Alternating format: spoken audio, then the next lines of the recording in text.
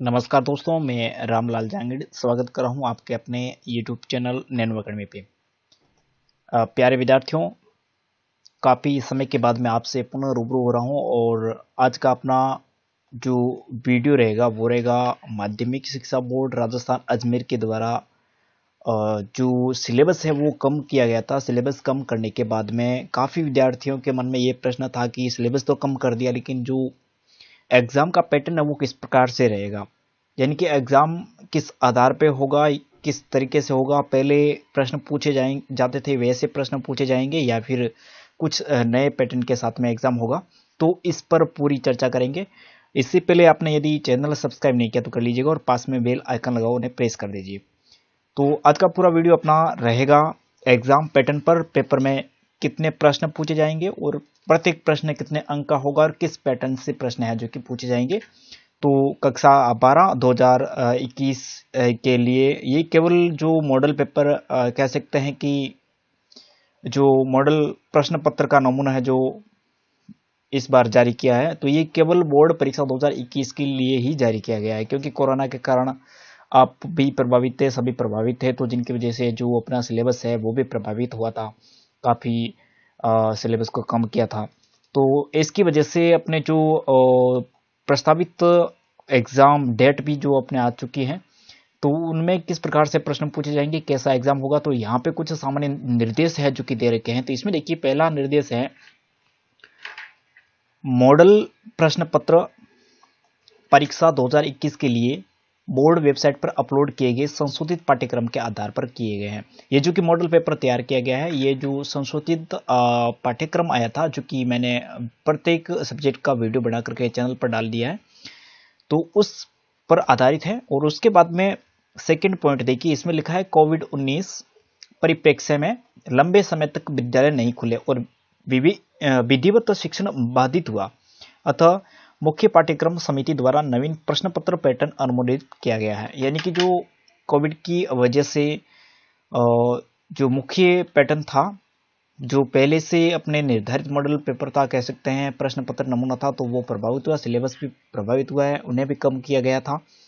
तो इसमें भी कुछ चेंजेस किए गए हैं। तीसरा पॉइंट देखिए, इसमें सभी प्रश्न पत्र नवीन पैटर्न पर आधारित हैं। जो सभी प्रश्न पत्र जो नवीन पैटर्न पर आधारित हैं और प्रश्न पत्रों में बहुविकल्पी, देखिए यहाँ पे विकल्पात्मक प्रश्न भी पूछे जाएंगे। एक पंक्ति में उत्तर वाले, रिक्त स्थान वाले पूर्ति और लघु उत्तरात्मक फर्स्ट और लघु उत्तरात्मक सेकेंड और निम्नात्मक प्रश्नों का समावेश है। यानी कि इसमें कह सकते हैं अपने कि जो बहुविकल्प जो प्रश्न है वो और एक पंक्ति वाले और इसी के साथ में जो रिक्त स्थान की पूर्ति वाले प्रश्न भी इस एग्जाम में पूछे जाएंगे। और ये पूरा का पूरा कह सकते हैं कि पिछले जितने भी एग्जाम हुए हैं उनसे ये काफ़ी भिन्न तरीके का पैटर्न है।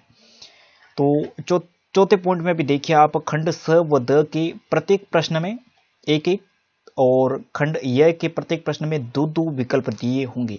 यानी कि यह खंड में दो दो विकल्प दे रखे होंगे, अथवा में दे रखे होंगे, और ये खंड अपने ड में एक एक और आपको अथवा में क्वेश्चन है कह सकते हैं कि मिलेंगे। तो कितनी आसानी हो जाएगी विद्यार्थी के लिए, आपके लिए। और आगे देखिए पांचवा पॉइंट देखिए, इसमें पाठ्यक्रम में दिए गए इकाईवार अंक एवं अंक भार में 25% तक अंक भार में परिवर्तन बोर्ड परीक्षा के प्रश्न पत्रों में संभव है। यानी कह सकते हैं कि जो इकाईवार अंक भार दे रखे हैं उसमें 25% अंक भार में परिवर्तन हो सकता है। यानी कि एक आध क्वेश्चन है वो ऊपर नीचे हो सकता है, एक इस इकाई का क्वेश्चन ऊपर वाले इकाई से पूछा जा सकता है। तो 25% ज़्यादा अंक भार का है, अंक भार में 25% ज़्यादा कुछ नहीं होता है। तो उसके बाद में छठा पॉइंट देखिए, लेखा शास्त्र, संगीत, चित्रकला एवं भाषा विषयों के दिए गए पैटर्न में आंशिक परिवर्तन विषय की प्रकृति एवं आवश्यकता के अनुरूप किया गया है। कुल मिलाकर के अपना जो सिलेबस है उसमें चेंज हुआ था, चेंजेस कह सकते हैं कम हुआ था। कम होने के बाद में जो सिलेबस बचा था उसमें एक कम समय में विद्यार्थी को पासिंग कह सकते हैं और उत्तीर्णांक लाने के लिए, या फिर कह सकते हैं कि एक अच्छे प्रतिशत बनाने के लिए विद्यार्थियों के लिए एक नवीन पैटर्न है जो कि माध्यमिक शिक्षा बोर्ड राजस्थान अजमेर के द्वारा हमारे सामने प्रस्तुत किया। तो इसमें देखिए, पहला सब्जेक्ट लेंगे अपन हिंदी, जो कि सभी विद्यार्थियों के लिए कॉमन होता है। तो अनिवार्य हिंदी का जो कह सकते हैं मॉडल प्रश्न पत्र नमूना, इसमें कुछ निर्देश दे रखे हैं। तो पहला निर्देश है परीक्षार्थी सर्वप्रथम अपने प्रश्न पत्र पर नामांकन अनिवार्य लिखे, सभी प्रश्न करने अनिवार्य हैं, और उसके बाद में प्रत्येक प्रश्न का उत्तर दी गई उत्तर पुस्तिका में ही लिखे। और इसी के साथ में जिन प्रश्नों में आंतरिक खंड है उन सभी के उत्तर है वो एक साथ में लिखे, और प्रश्न का उत्तर लिखने से पूर्व प्रश्न का क्रमांक अवश्य लिखे, और प्रश्नों का अंक भार है जो कि निम्नानुसार। प्रश्नों का अंक भार देखिए कितना कितना क्या क्या है। यहाँ पे ये पूरी तालिका समझनी आपके लिए बहुत जरूरी है। इसमें देखिए आपके जो खंड होंगे वो टोटल अपने इसमें देखिए 1 अ ब स द और ये टोटल 5 अपने खंड इसमें होंगे। पांचों खंड में कौन कौन से क्वेश्चन पूछे जाएंगे, तो इसमें देखिए पहले खंड में 1 नंबर प्रश्न है जो कि 1 से लगा करके 10 उप प्रश्नों में विभाजित होगा, और फिर 2 से लगा करके 11 तक एक एक सिंगल प्रश्न पूछा जाएगा। नहीं टोटल आपके 20 प्रश्न है जो कि पूछे जाएंगे, और ये 20 प्रश्न है जो कि प्रत्येक प्रश्न है जो कि एक एक अंक का होगा। टोटल आपके 20 अंक का खंड अ होगा। उसके बाद में ब खंड पूछा जाएगा। ब खंड में 12 से लगा करके 19 तक प्रश्न है जो कि पूछे जाएंगे, और टोटल ये कितने होंगे, 8 अंक के होंगे। और इसमें देखिए प्रत्येक का अंक भार होगा वो 2 अंक होगा। इसी प्रकार 16 अंक है जो कि इसका पूरा का पूरा अंक भार होगा।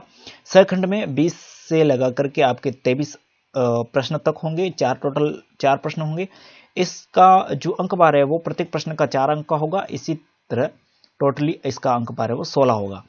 फिर डी इसमें 24 से लगा करके जो 25 तक का प्रश्न है वो 2 प्रश्न पूछे जाएंगे, और इनमें एक प्रश्न का अंक भार है जो कि 5 होगा। टोटल अपने अंक भार 2 प्रश्नों का 10 होगा।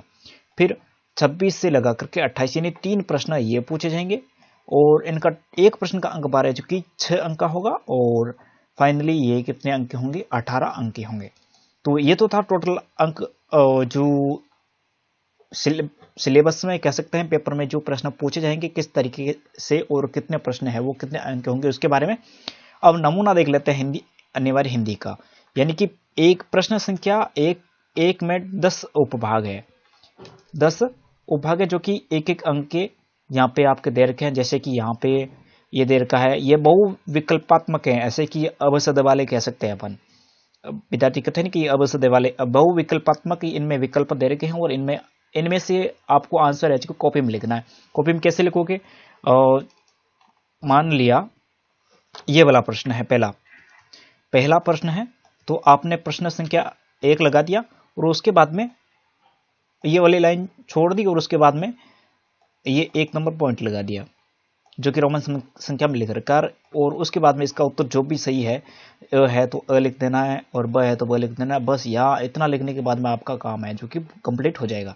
और पीछे हो सके तो लिख भी देना, जैसे कि यहाँ नेपाली लिख रखा है, पंजाबी हिंदी जो भी है, सही आंसर है जो कि आप लिख देना। तो इसी तरीके से ये 10 प्रश्न है जो कि आपके इसमें पूछे जाएंगे। उसके बाद में एक आपका अति लघुत्रात्मक प्रश्न से संबंधित एक ये जो पैरा हिंदी में पूछा जाएगा जो कि गद्यांश है। तो इनमें से 2 से लगा करके 5 तक के प्रश्न है जो कि इनमें से पूछे जाएंगे, जो एक एक अंक के होंगे। और उसके बाद में एक पूछा जाएगा आपके पद्यांश जो कि 6 से लगा करके 8 तक का है। यह भी उत्तर सीमा आपकी इसमें 10 शब्दों में आपको उत्तर देना है। इसमें टोटली 8 तक प्रश्न है जो कि पूछे जाएंगे। उसके बाद में 9 से लगा करके ये जो खाली स्थान वाले खंड में जो प्रश्न है, खाली स्थान वाले प्रश्न है जो कि पूछे जाएंगे। यहाँ पे देखिए आप रिक्त स्थान वाले, तो इन रिक्त स्थान वाले प्रश्न जो ए खंड में शामिल थे। उसके बाद में ब खंड में भी आपके मैंने बता दिया था कि 2-2 अंक के प्रश्न हैं जो कि पूछे जाएंगे। इसमें भी उत्तर सीमा आपकी 30 शब्द रहेगी। और उसके बाद में खंड स खंड में भी देख लीजिए आप, ये 4 नंबर का प्रश्न है। इसमें आप देख लीजिए अथवा में दे रखा है। उसके बाद में 21 नंबर प्रश्न देखिए, इसमें भी एक अथवा में दे रखा है। फिर देख लीजिए 22 नंबर प्रश्न, सारगर्भित निबंध आपको लिखना है इसमें, तो ये भी 4 नंबर का है। और इसमें 4 ऑप्शन दे रखे, उनमें से कोई एक करना है। और फिर 23 नंबर क्वेश्चन, इसमें भी अथवा में दे रखा है। कहने का मतलब यह है कि बड़े प्रश्न हैं उनमें अथवा में दे रखा है, तो ज़्यादा दिक्कत नहीं होगी। 24 नंबर प्रश्न जो कि बड़ा प्रश्न है, 5 अंक का है, ऐसे प्रश्न शायद तक आपको 2 पूछे जाएंगे, ये भी अथवा में पूछे गए हैं। फिर 25वां क्वेश्चन, ये भी अथवा में पूछा गया है।